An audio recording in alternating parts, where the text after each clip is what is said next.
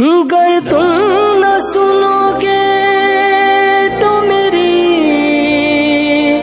کون سنے گا۔ میں نے جس آیہ کریمہ کی تلاوت کی ہے اس میں اللہ تبارک و تعالیٰ نے کامیابی کا راز بتایا ہے۔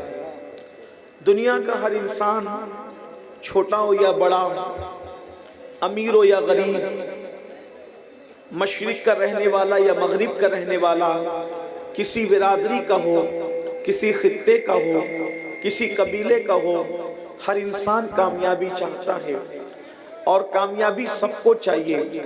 دنیا میں کوئی انسان آپ کو ایسا نہیں ملے گا کہ جو عقل و شعور رکھتا ہو اور پھر وہ یہ سوچے کہ اسے کامیابی نہیں چاہیے۔ جس کے پاس بھی عقل و شعور ہے وہ کامیابی اور کامرانی چاہتا ہے، مگر یاد رکھیں اگر لیڈر کہے، کوئی سیاستداں کہے کہ ہم تمہیں کامیابی دیں گے تو اس کی کوئی گارنٹی نہیں۔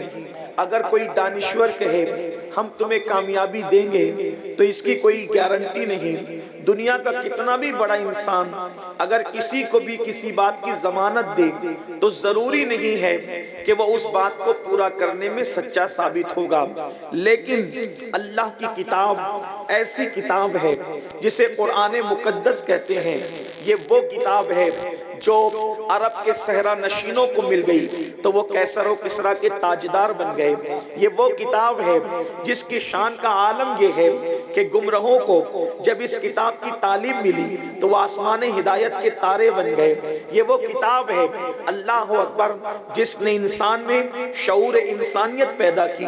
یہ وہ کتاب ہے جس نے انسان کو ناز بندگی عطا کیا، انداز بندگی عطا کیا، شعور زندگی عطا کیا، زندگی گزارنے کی اطوار عطا کیے۔ اللہ اکبر اسی مقدس کتاب کے اندر موجود ہے قد افلح من تزکا وذکر اسم ربہ فصلی، کہ جس نے اپنے من کو، اپنے دل کو پاک کر لیا، گناہوں سے پاک کر لیا، اپنے دل کے اندر سے گناہوں کی محبت کو نکال دیا اور اس کے بعد جو نمازی بن گیا اللہ تبارک و تعالی اسے کامیابی عطا فرمائے گا۔ پتہ چلا کامیابی کا انحصار تین باتوں پر رکھا گیا ہے۔ ایک تو یہ من کو پاک کرنا، اللہ کا ذکر کرنا اور نمازی بن جانا۔ ان تین چیزوں پر کامیابی کی ضمانت دی گئی ہے۔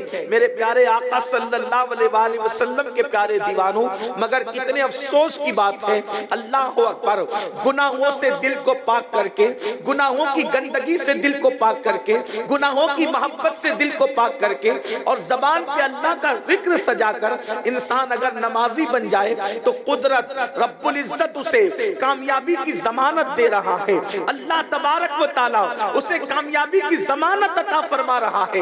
آج قوم مسلم جو در در کی بھکاری بنی ہوئی ہے، آج قوم مسلم جو ذلت و رسوائی میں ڈوبی ہوئی ہے، آج قوم مسلم جو بے چینی اور بے قراری کا شکار ہے، آج قوم مسلم جو سسک رہی ہے، اللہ اکبر اس کی سب سے بڑی وجہ یہ ہے کہ مسلمانوں نے اللہ کے گھر کو آباد کرنا چھوڑ دیا، خدا کے گھروں کو ویران کر دیا۔ اللہ اکبر آج لوگ کہتے ہیں مولانا ہمارے گھروں پر بلڈوزر کیوں چل رہا ہے؟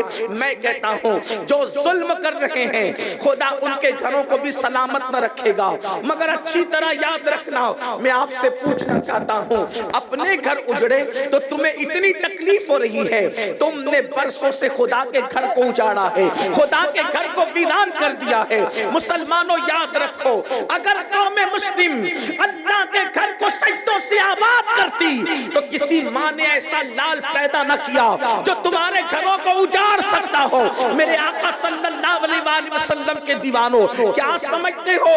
اچھی طرح یاد رکھو اس طرح کا ایک نہیں بلکہ ہزاروں جلسے سجا لو، تمہیں کامیابی نہیں مل سکتی۔ اللہ اکبر کامیابی ملے گی تو خدا کے گھر کو سجانے کی وجہ سے، خدا کے گھر کو آباد کرنے کی وجہ سے جلسے کرنا کامیابی کی ضمانت نہیں جب تک عمل کے میدان میں قدم نہ رکھو گے۔ اس کی وجہ یہ ہے مسلمانوں اچھی طرح یاد رکھو، جب رات کی تاریکی میں اللہ اکبر مسجدوں پر جب رات کی تاریکی چھاتی ہے، جب رات کا وقت آتا ہے، رات کا سناٹا چھاتا ہے اور اس مسجد کے اندر اس محلے کے نوجوان نماز پڑھنے کے لیے نہیں آتے، اس مسجد کو آباد کرنے کے لیے نہیں آتے، تو رات کے سناٹے میں مسجد اللہ کی بارگاہ میں عرض کرتی ہے، مولا جن لوگوں نے مجھے ویران کر دیا تو ان کے گھروں کو ویران کر دے۔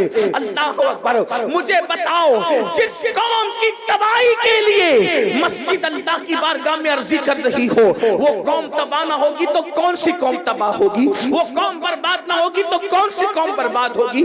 بڑی معذرت کے ساتھ میری قوم جلسہ سننے کے لیے تو ہزاروں کی تعداد میں جمع ہوتی ہے، مگر عمل کرنے کے لیے آخر ہماری تعداد کتنی ہے؟ میں آپ سے پوچھنا چاہتا ہوں، جتنی بڑی تعداد جلسے میں موجود ہے، اگر اتنی تعداد مسجد میں فجر کی نماز میں پہنچنے لگے تو قوم مسلم کو کامیابی سے کوئی روک نہیں سکتا، کامرانی سے کوئی روک نہیں سکتا۔ میرے پیارے آقا صلی اللہ علیہ وسلم کے پیارے دیوانوں، اللہ کے حبیب غیب دا نبی شفیع المذنبین رحمت للعالمین صلی اللہ علیہ وآلہ وسلم حضرت سیدنا ابو ہریرہ سے فرماتے ہیں، اے ابو ہریرہ تو بے نمازی کے بازو میں بھی نہ بیٹھا کرو، تم بے نمازی کے قریب بھی نہ بیٹھا کرو۔ فقیہ ابو اللہ سمرقندی اپنی کتاب میں لکھ رہے ہیں، آپ کیا سمجھتے ہو؟ اللہ اکبر، یہ تصور کرتے ہو کہ نماز کو ترک کر کے رسول اللہ کے محبوب بن جاؤ گے، حضور کے مقبول بن جاؤ گے، حضور کے عاشق بن جاؤ گے؟ یاد رکھنا اور اچھی طرح یاد رکھنا، اللہ کے حبیب علیہ السلام بے نمازی سے کیسی بیزاری کا اظہار کرتے ہیں۔ سیدنا ابو ہریرہ سے فرماتے ہیں، ابو ہریرہ بے نمازی کی صحبت میں نہ بیٹھا کرو، اس لیے کہ آسمان سے بے نمازی پر لعنت برستی ہے۔ جو بے نمازی کے قریب ہوتا ہے ہو سکتا ہے اس کے اثرات اس پر بھی برس جائیں۔ ایک مقام پہ میرے آقا علیہ السلام فرماتے ہیں، اے میرے صحابہ اللہ کی بارگاہ میں دعا کیا کرو کہ اللہ تمہیں بدبخت نہ کرے اور اللہ تمہیں محروم نہ کرے۔ آقا کریم صلی اللہ علیہ وآلہ وسلم اپنے اصحاب سے کہہ رہے ہیں، اے میرے صحابہ اللہ کی بارگاہ میں دعا کرو اللہ تمہیں بدبخت نہ کرے، اللہ تمہیں محروم نہ کرے۔ صحابہ نے عرض کیا، یا رسول اللہ بدبخت کون ہے، محروم کون ہے؟ تو میرے آقا مصطفیٰ کریم رؤوف الرحیم صلی اللہ علیہ وآلہ وسلم فرماتے ہیں، جو نمازوں کو چھوڑ دیتا ہے وہ بدبخت بھی ہے اور وہ محروم بھی ہے۔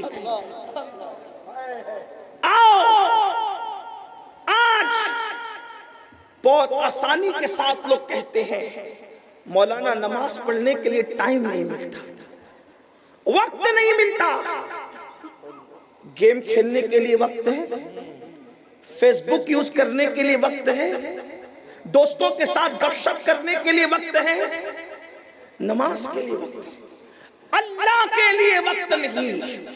اور اگر اللہ کے لیے وقت نہیں نکالتے تو ذرا دل کے کانوں سے ایک حدیث مبارکہ کو سنیں۔ اس حدیث کو بھی حضرت علامہ عثمان ابن حسن رضی اللہ تبارک و تعالیٰ اپنی کتاب میں لکھتے ہیں، یہ درۃ الناصحین کے اندر یہ حدیث موجود ہے جس کو علامہ عثمان ابن حسن نے اپنی کتاب میں لکھا۔ کیا اللہ کے رسول صلی اللہ علیہ وآلہ وسلم کا حسین اور خوبصورت دور ہے۔ آج آپ مولوی صاحب کے سامنے کتنا ہی بہانہ کریں، آج آپ اپنی طبیعت سے کوئی بھی کسی بھی انداز سے آپ بہانے بازی کرتے رہیں، لیکن اللہ کے یہاں کوئی بہانہ نہیں چلے گا۔